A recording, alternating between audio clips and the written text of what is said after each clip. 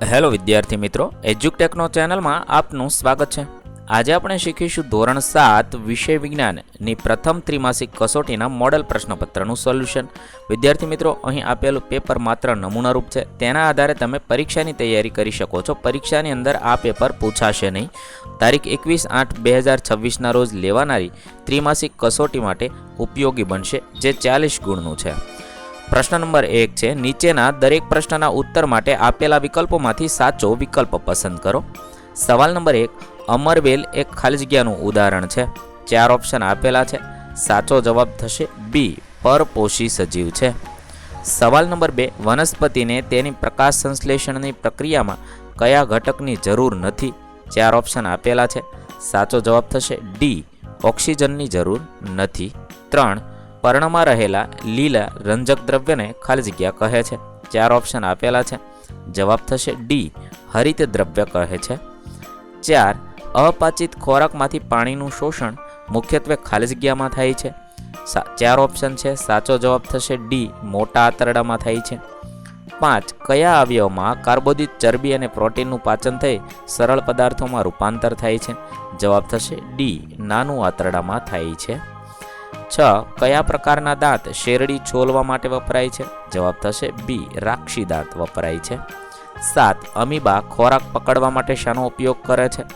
જવાબ થશે બી, ખોટા પગનો ઉપયોગ કરે છે। 8, આઈસ્ક્રીમમાં લાકડાની ચમચી ડૂબાડતા ચમચીનો બીજો છેડો ખાલી જગ્યા। 4 ઓપ્શન આપેલા છે। સાચો જવાબ થશે ડી, ઠંડો પડતો નથી। 9, કયો પદાર્થ ઉષ્મા વહનની રીતથી ગરમ થાય છે? જવાબ થશે ડી, લોખંડ ઉષ્મા વહનની રીતથી ગરમ થાય છે। 10, તાપમાન માપવાનો એકમ કયો છે? જવાબ થશે ડી, સેલ્સિયસ એ તાપમાન માપવાનો એકમ છે। ત્યારબાદ પ્રશ્ન નંબર 2, માગ્યા મુજબ જવાબ આપો। 1, ઉષ્માના સુવાહક, જે પદાર્થો પોતાનામાંથી ઉષ્માનું વહન સરળતાથી અને ઝડપથી થવા દે છે તેને ઉષ્માના સુવાહક કહે છે। બીજું છે ઉષ્માના અવાહક, જે પદાર્થોમાંથી ઉષ્માનું વહન સરળતાથી થતું નથી તેને ઉષ્માના અવાહક પદાર્થ કહે છે। હવે તેના ઉદાહરણ આપવાના છે। ઉષ્માના સુવાહક અને અવાહક પદાર્થના 2 ઉદાહરણ। સુવાહક પદાર્થોમાં તાંબુ, એલ્યુમિનિયમ, ચાંદી, લોખંડ, કોપર આ બધા છે। અવાહક પદાર્થોની અંદર લાકડું, પ્લાસ્ટિક, એબોનાઇટ, રબર આ બધા છે। ઘણીવાર વિદ્યાર્થી મિત્રો તમને પૂછાશે કે વર્ગીકરણ કરો ઉષ્માના સુવાહક અને અવાહક, તો વર્ગીકરણની અંદર પણ આ બધા નામ હોય છે તે આપણે અલગ પાડવાના હોય છે। ત્યાર પછી પ્રશ્ન નંબર 3 છે, જોડકા જોડો। પહેલું છે અમરવેલ, તો એ પરોપજીવી વનસ્પતિ છે, બી સાથે જોડીશું। બીજું છે કળશપર્ણ, તે કીટાહારી વનસ્પતિ છે, સી સાથે જોડીશું। પછી બિલાડીનો ટોપ મૃતોપજીવી છે, ડી સાથે જોડીશું। લીલ એ સ્વાવલંબી છે, એ સાથે જોડીશું। આ રીતે જોડકા જોડી શકાય। ત્યારબાદ સવાલ નંબર 4 છે। પ્રશ્ન નંબર 4, નીચેના વિધાનોમાં યોગ્ય શબ્દ લખી ખાલી જગ્યા પૂરો। 1, લીલી વનસ્પતિ ખાલી જગ્યા કહેવાય છે કારણ કે તે પોતાનો ખોરાક જાતે બનાવે છે, તો એને સ્વાવલંબી કહેવાય છે।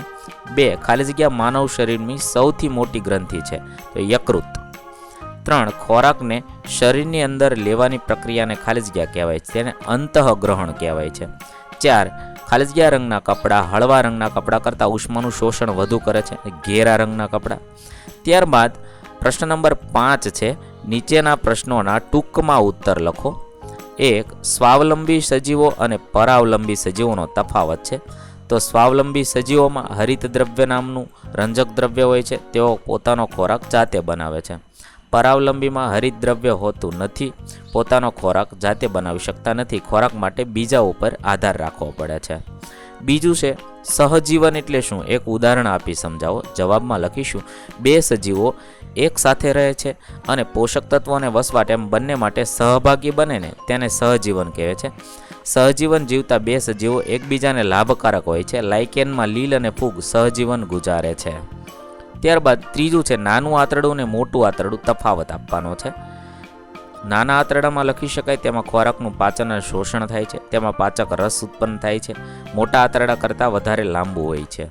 મોટા આંતરડામાં ફક્ત પાણી અને ક્ષારનું શોષણ થાય છે, કોઈ પાચક રસ ઉત્પન્ન થતો નથી અને એ નાના આંતરડા કરતાં ટૂંકું હોય છે, 1.5 મીટર જેટલું હોય છે। ત્યારબાદ પ્રશ્ન નંબર 6 માગ્યા પ્રમાણે ઉત્તર આપો. 1. ફૂગ કઈ રીતે લાભકારક છે અને નુકસાનકારક છે તે જણાવો. ફૂગ લાભકારક કેવી રીતે છે? તો યીસ્ટ અને મશરૂમ નામની ફૂગ ખોરાકમાં વપરાય છે. કેટલીક ફૂગ દવા બનાવવામાં વપરાય છે. દાખલા તરીકે પેનિસિલિયમ નામની ફૂગ પેનિસિનિલ દવા બનાવવા માટે વપરાય છે. નુકસાનકારક કઈ રીતે છે? તો અથાણા, બ્રેડ, રોટલી જેવા ખાદ્ય પદાર્થો પર ફૂગ લાગતા અખાદ્ય બને છે. ભેજવાળા વાતાવરણમાં કપડાં, લાકડું, પગરખાને ફૂગ લાગતા વસ્તુઓ બગડે છે. ફૂગથી મનુષ્યમાં દાદર, ખસ, ખરદવું જેવા રોગ થાય છે અને ફૂગથી વનસ્પતિમાં ગેરું અને અંગારીયો રોગ પણ થાય છે. ત્યારબાદ બીજો સવાલ છે, આ પ્રક્રિયામાં પાચન માર્ગનો કયો ભાગ સામેલ છે ને તે લખવાનું છે. પહેલું ખોરાકનું શોષણ, તો તેની અંદર નાનું આંતરડું સામેલ છે. બીજું છે ખોરાકને ચાવવાની ક્રિયા, તો એમાં મુખ ગુહા. ત્રીજું છે બેક્ટેરિયાને મારવાની ક્રિયા, તો જઠર. ચોથું છે ખોરાકનું સંપૂર્ણ પાચન, તો નાનું આંતરડું. અને પાંચમું છે મળ નિર્માણ, તો મોટું આંતરડું. આ રીતે પાચક માર્ગના ભાગો સમાયેલા છે, એ આપણે ખાલી જગ્યામાં લખી શકીએ. ત્રીજું છે ક્લિનિકલ થર્મોમીટર મર્ક્યુરી ભરેલા બલ્બની નજીક ખાંચ આપેલી હોય છે. કારણ આપવાનું છે. ક્લિનિકલ થર્મોમીટરમાં મર્ક્યુરી ભરેલા બલ્બની નજીક ખાંચ આપેલી હોય કારણ કે તે મર્ક્યુરીના સ્તરને નીચું જતું અટકાવે છે. શરીરનું તાપમાન માપવા માટે થર્મોમીટરને મોઢાની અંદર જીભની નીચે મૂકવામાં આવે છે. આથી તે પરિસ્થિતિમાં સચોટ રીતે આંખ માપી શકાતો ન હોવાથી તેને મોઢાથી બહાર કાઢવું પડે છે. વળી મર્ક્યુરી પર ઉષ્માની અસર ત્વરિત હોય છે, જેના કારણે મોઢાની બહાર કાઢતા મર્ક્યુરીનું સ્થાન બદલાય નહીં ને એટલા માટે એ જરૂરી છે. ત્યારબાદ પ્રશ્ન નંબર 7 છે, મુદ્દાસર જવાબ લખો. પહેલું, ઘાસ ખાનાર પ્રાણીઓમાં થતી વાગોળવાની ક્રિયા સમજાવો. જવાબમાં લખી શકાય, ગાય, ભેંસ કે બીજા ઘાસ ખાનારા પ્રાણીઓ જ્યારે ઘાસ ચરે છે ત્યારે ઘાસ ખાઈ ખૂબ જ ઝડપથી ગળી જાય છે. આ ખોરાક જઠરના એક ભાગ, જેને અમાશય કહે છે, તેમાં જાય છે. તે અર્ધપાચિત હોય છે, જેને વાગોળ કહે છે, કડ કહે છે. જ્યારે પ્રાણી આરામથી બેઠું હોય ને ત્યારે વાગોળના નાના ગોળકોના સ્વરૂપમાં મોંમાં પાછો આવે છે. પ્રાણી તેને બરાબર ચાવે છે. આ પ્રક્રિયાને વાગોળવો કહે છે અને આવા પ્રાણીઓને વાગોળનાર પ્રાણીઓ કહે છે. બીજું છે પ્રવાહી પદાર્થોમાં થતું ઉષ્માનયન સમજાવો. તો જવાબમાં લખી શકાય, પ્રવાહી પદાર્થને વાસણમાં ગરમ કરવાથી તેના ગરમ થયેલા અણુઓ હલકા થતાં ઉપર જાય છે અને ઠંડા અણુઓ ભારે હોવાથી નીચે આવે છે. આવેલા ઠંડા અણુઓ વાસણને અપાતી ગરમીથી ગરમ થઈ હલકા બની ઉપર તરફ જાય છે. આ વખતે ઉપરના અણુઓ પ્રમાણમાં ઠંડા હોવાથી નીચે આવે છે. આ રીતે પ્રવાહીના અણુઓનું નીચેથી ઉપર અને ઉપરથી નીચે સ્થળાંતર ચાલુ રહે છે. આમ આ રીતે પ્રવાહી પદાર્થો ઉષ્માનયનની રીતે ગરમ થાય છે. ત્રીજું છે પ્રયોગશાળામાં વપરાતા લેબોરેટરી થર્મોમીટર તથા ક્લિનિકલ થર્મોમીટર બંનેમાં રહેલી સામ્યતા અને તફાવત જણાવો. તો જવાબમાં લખી શકાય, લેબોરેટરી થર્મોમીટર અને ક્લિનિકલ થર્મોમીટર વચ્ચે સામ્યતા અને તફાવત જોઈએ. બંનેમાં પ્રવાહી તરીકે મર્ક્યુરી હોય છે. બંનેમાં સમાન જાડાઈવાળી પાતળી અને સાંકડી કાચની નળી હોય છે. બંનેમાં કાચની નળીના એક છેડા પર અંદરના ભાગે ફૂલેલી બલ્બ જેવી રચના હોય છે. તફાવત શું છે? તો લેબોરેટરી થર્મોમીટરમાં સાંકડી નળીમાં ખાંચ હોતી નથી, જ્યારે ક્લિનિકલ થર્મોમીટરમાં મર્ક્યુરી બલ્બની નજીક સાંકડી નળીમાં ખાંચ હોય છે. બીજું છે લેબોરેટરી થર્મોમીટર વડે -10 થી 110 સુધીનું તાપમાન સામાન્ય રીતે માપી શકાય છે, જ્યારે ક્લિનોમીટર થર્મોમીટરમાં 35 થી 42 સુધીનું તાપમાન માપી શકાય છે. ત્રીજું છે લેબોરેટરી થર્મોમીટર પ્રયોગશાળામાં પદાર્થોના તાપમાન માપવા વપરાય છે, જ્યારે ક્લિનિકલ થર્મોમીટર માનવ શરીરનું તાપમાન માપવા માટે વપરાય છે.